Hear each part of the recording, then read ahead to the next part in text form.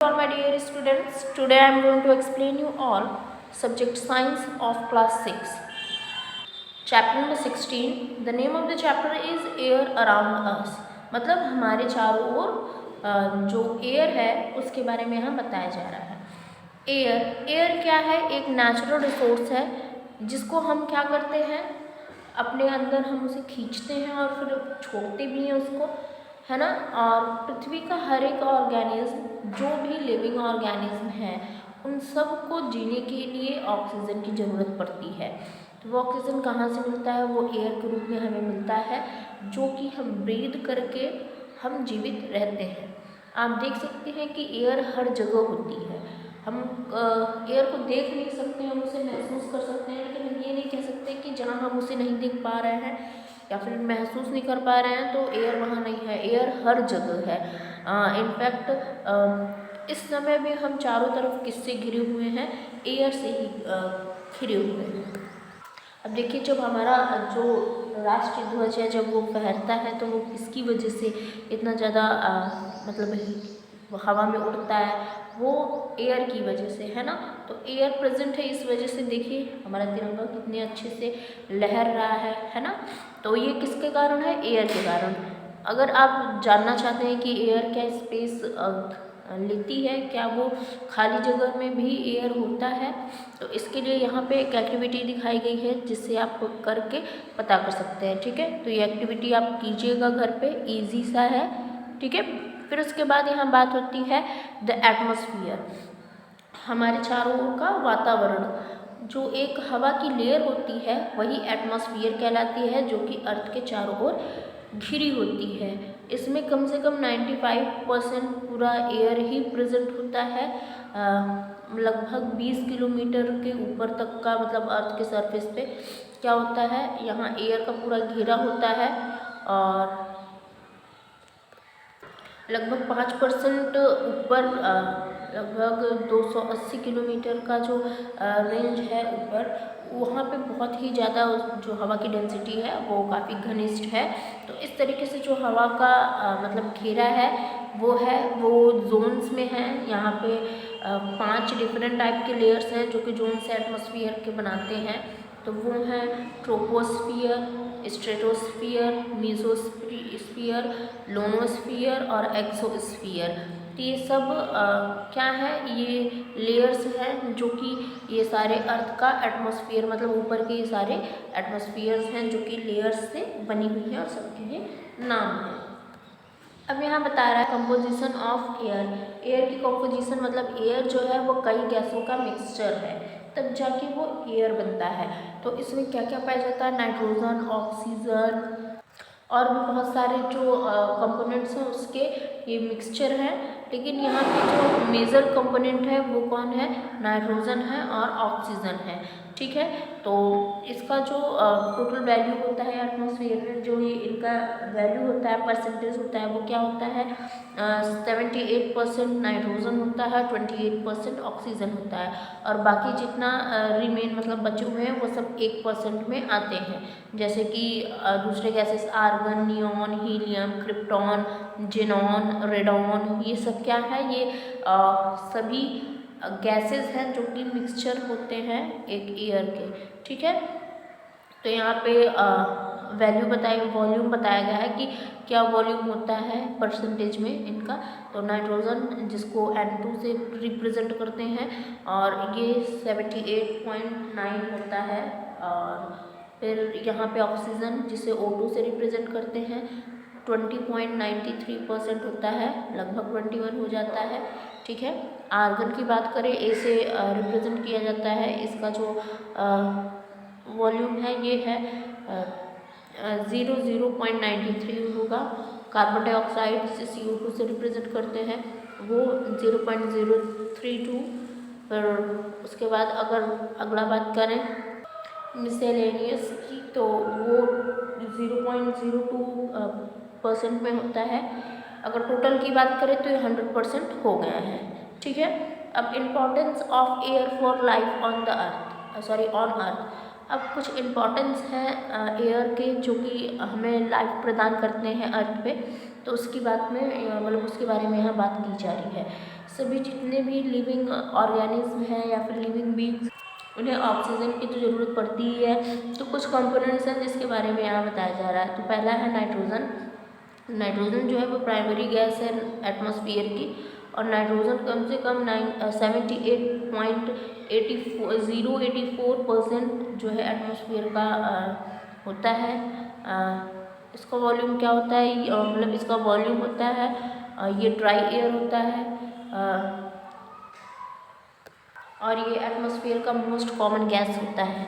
ठीक है, nitrogen cycle भी होता है, यहाँ पे नीचे दिखे नाइट्रोजन साइकिल भी दिखाया गया है। किस तरीके से जो नाइट्रोजनीकरण, हिंदी में कहें तो नाइट्रोजनीकरण जो होता है वो चीज़ यहाँ दिखाई गई है कि किस तरीके से एटमॉस्फेयर में नाइट्रोजन का सर्कुलेशन चलता रहता है। जो नाइट्रोजन होता है वो कहाँ से क्या क्या आती है, तो जो नाइट्रोजन होता है किस तरीके से नाइट्रोजन फिक्सिंग सॉइल बैक्टीरिया, जो सॉइल बैक्टीरिया होती हैं वो किस तरीके से फिक्स करती हैं, फिर उसके बाद ये अमोनियम में टूटता है, फिर उसके बाद ये नाइट्रो फिक्सेशन होता है।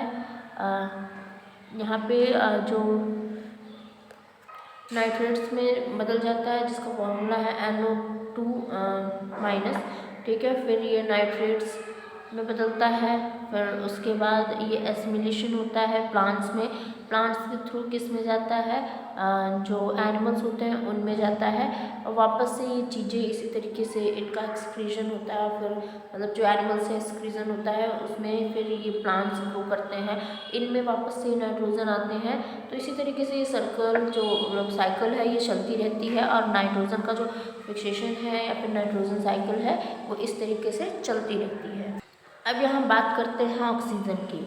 ऑक्सीजन जो है बहुत ज़्यादा इम्पॉर्टेंट एलिमेंट है जो कि हर एक लिविंग बींग्स को ज़रूरत है उसकी।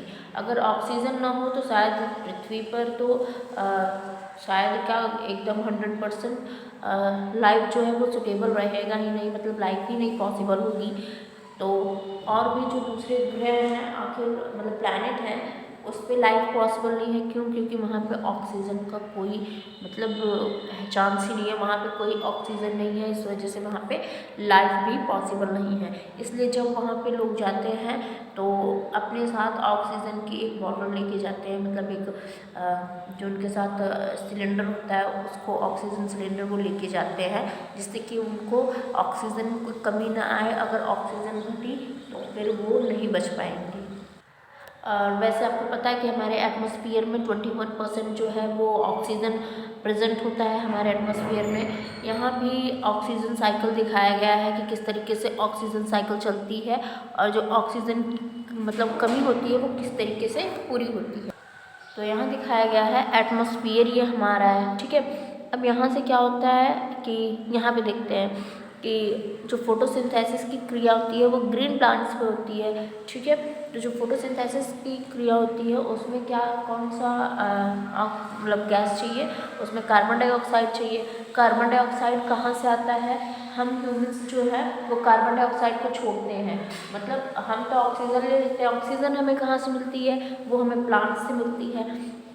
तो जो ऑक्सीजन होता है वो दिन भर जो ग्रीन प्लांट्स होते हैं वो ऑक्सीजन देते हैं, और रात में वो सारा जो मतलब दिन में तो वो ऑक्सीजन छोड़ते हैं लेकिन रात में वो कार्बन डाइऑक्साइड छोड़ते हैं। इस वजह से कभी भी बहुत ज़्यादा घने पेड़ के नीचे सोना नहीं चाहिए। कभी कभी क्या होता है कि रात में सोते सोते उसकी जो है डेथ हो जाती है, उसका कारण क्या होता है कि वो प्रॉपर तरीके से उसे ऑक्सीजन नहीं मिल पाता है, और कार्बन डाइऑक्साइड ह्यूमन लेते नहीं है, वो तो छोड़ते हैं carbon dioxide.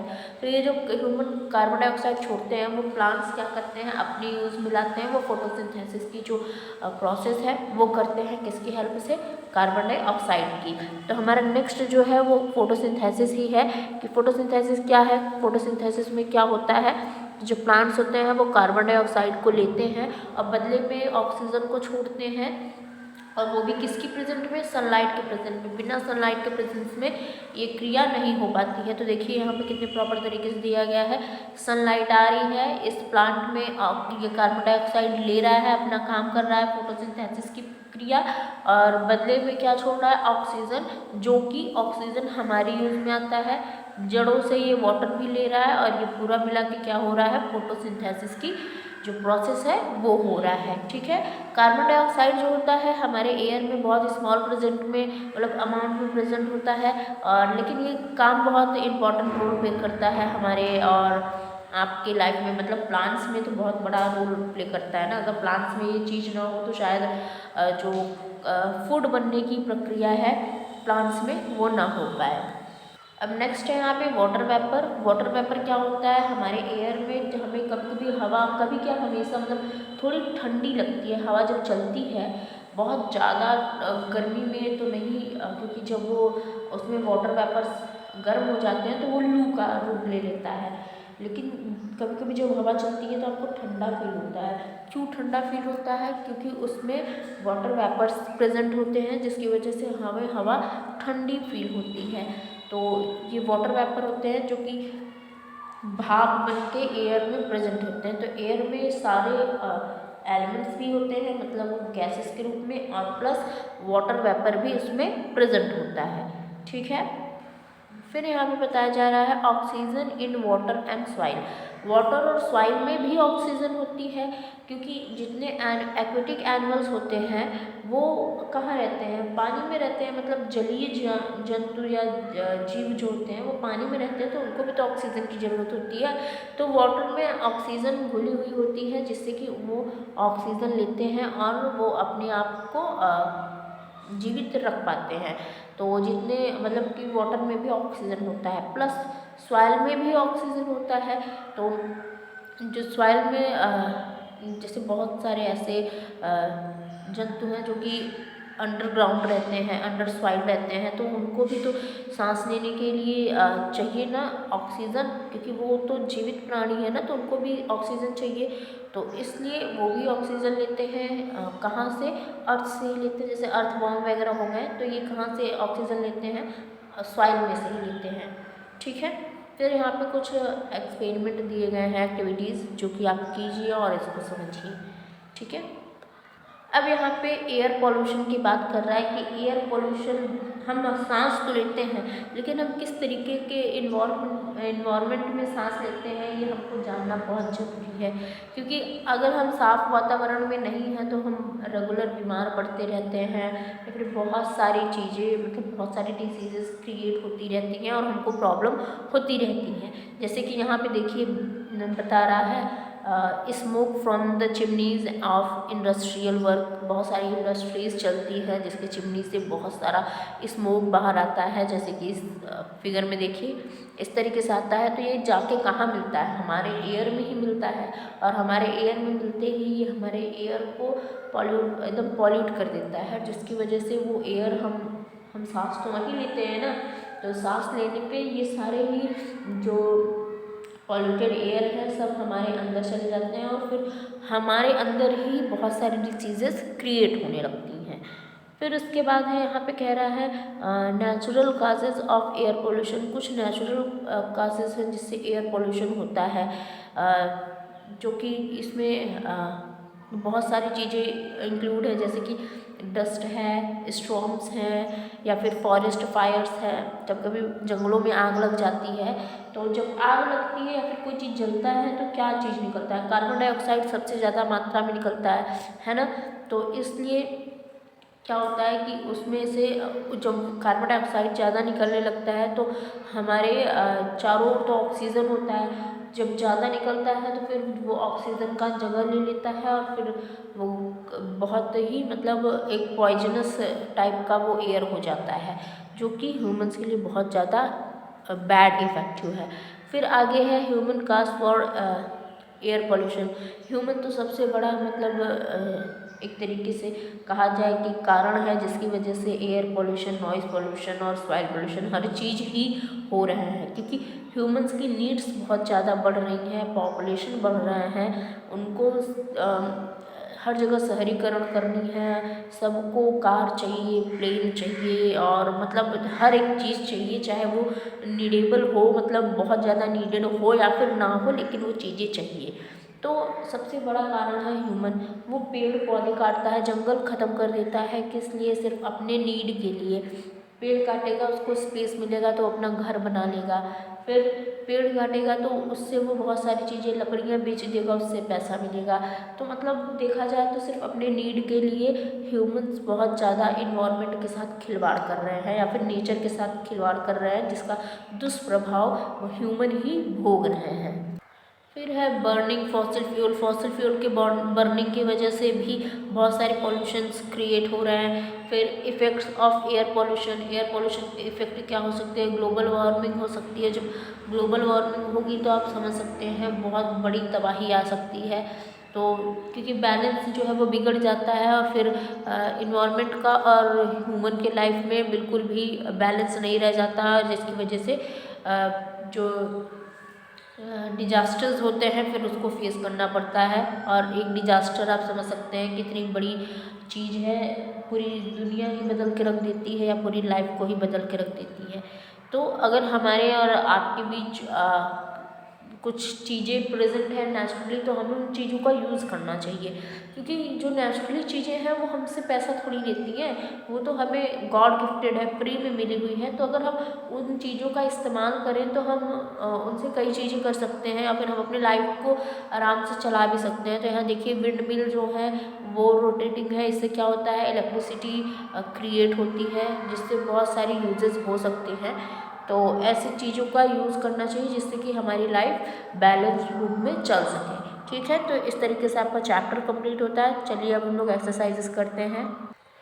So tick the correct option. First is the gas which is needed by all living organism. Your answer is oxygen.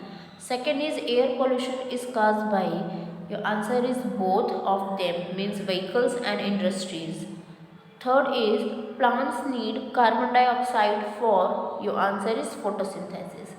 Fourth is the layer of air that surrounded the earth is called। Your answer is atmosphere.